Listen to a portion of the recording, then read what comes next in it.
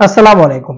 এনামুল হক বিজয় দীর্ঘ কয়েক বছর পরে, প্রায় ৪ বছর পরে টেস্ট ম্যাচ, আমার সবচেয়ে টেস্ট ম্যাচটা সেকেন্ড যে টেস্ট ম্যাচ, এটা আমার সবচেয়ে একটা জিনিস ভালো লেগেছে। সেটা কি জানেন? সেটা হচ্ছে যে মনে করেন প্রফেশনাল যে ওপেনার আছে তাদের মধ্যে খেলা আছে। এটা আমার কাছে সত্যি কথা ভাই আমার কাছে ভাল লাগছে।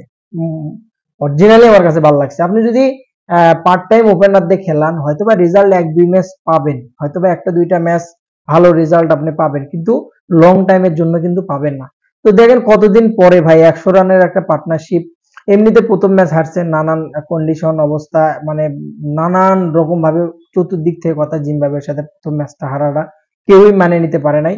তো অপরদিকে কিন্তু ফুটবলে কিন্তু বাংলাদেশের ক্রিকেটের চেয়ে অনেকটা এগিয়ে গেছে। কারণ আজকে মাত্র আটটা টিকিট বিক্রি হয়েছে চিটাগংতে। আমি যতটুকু নিউজে পাইলাম ৮টা টিকিট, এই ৮টা মহান ব্যক্তি যে কে, আল্লাহ তাআলা মানে অরিজিনালি ক্রিকেট প্রেমী মনে হয় আমার মতে।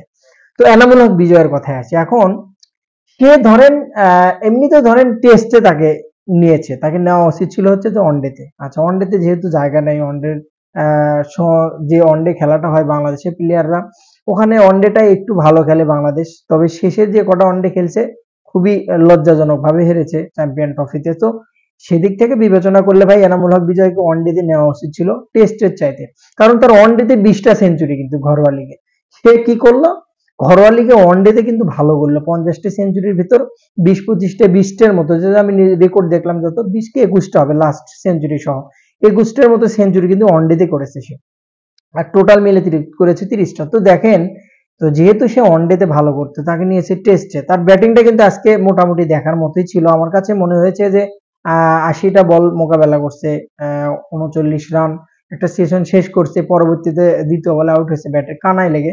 দুঃখজনক এটা। তবে তার কাছে আমার কাছে একটা জিনিস আমার খুব খারাপ লাগে এনামুল হক বিজয়ের, সেটা হচ্ছে যে এতদিন ধরে ক্রিকেট খেলে যখন ইন্টারন্যাশনাল ক্রিকেটে ব্যাটিং করতে আসে মানে প্রচুর ভয় করে। এই জিনিসটা আমার কেন যে তার ভেতরে হয় আমি আসলে আমার মাথায় কাজ করে না ভাই। আসলে কিসের জন্য হয়?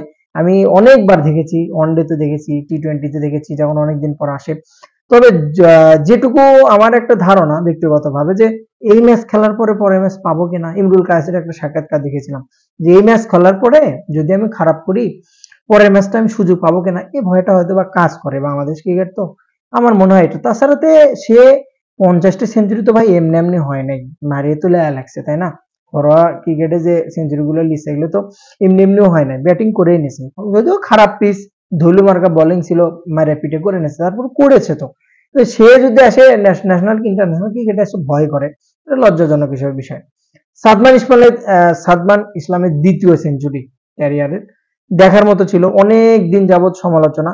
এখন ভাই সবচেয়ে বড় কথা হচ্ছে আপনি যদি এখন ওই বছর চুক্তি একটা করে সেঞ্চুরি মারেন তাহলে তো হবি না। এখন বছরে একটা করে সেঞ্চুরি মারলেন, সাদমান আর সেঞ্চুরি মারলো, পরে ৪ ম্যাচে আবার হাঁস মারলো, তাহলে তো সমস্যা ভাই। আপনি হয় লর্ড শান্তর মতো থাকেন, ২০ রান করলেও ১০ ম্যাচ মাপ, একটা ৫০ মারলেও ১০ ম্যাচ মাপ, এরকম হলে সমস্যা নেই। কিন্তু আজকে আপনি যে সেঞ্চুরিটা করলেন সাদমান, দুর্দান্ত লেভেল ছিল। ১০০ রানের পার্টনারশিপ অনেক দিন পর বাংলাদেশের টেস্ট ক্রিকেটে কিন্তু বাংলাদেশের দর্শকরা দেখলো 100 পার্টনারশিপ। প্রফেশনাল ওপেনার দিয়ে করাইছেন বিধায় কিন্তু এই রেজাল্ট আসছে। তো এটা তো কন্টিনিউ করলে অবশ্যই বেটার। সাদমানের জন্য বলবো যে সামনে আরো ম্যাচগুলো কন্টিনিউ করা উচিত, ভালোভাবে নিজেকে মেলে ধরা উচিত। মুশফিকের জন্য ব্যাড লাক, রান আউট, সব মিলে যেটা মনে করি আমি এখন পর্যন্ত ৮৪ রানে এগিয়ে আছে বাংলাদেশ। ভালো কন্ডিশনে আছে। কাল যদি আরেকটু যদি উইকেটটা না পড়তো, ৭টা উইকেট গেছে, আর একটু কম উইকেট পড়লে কিন্তু অনেকটা বেনিফিট হতো বাংলাদেশের জন্য। তো best of luck Enamul Haque বিজয়কে, যেন আরো কয়েকটা ম্যাচ সুযোগ দেওয়া হয়, তাকে যাচাই করা হয়। লাস্ট সুযোগ, হয়তো বা নেক্সট টাইম আর দলে ঢুকতে পারবে না। বেস্ট অফ লাক, ভালো থাকুন। সালাম আলাইকুম।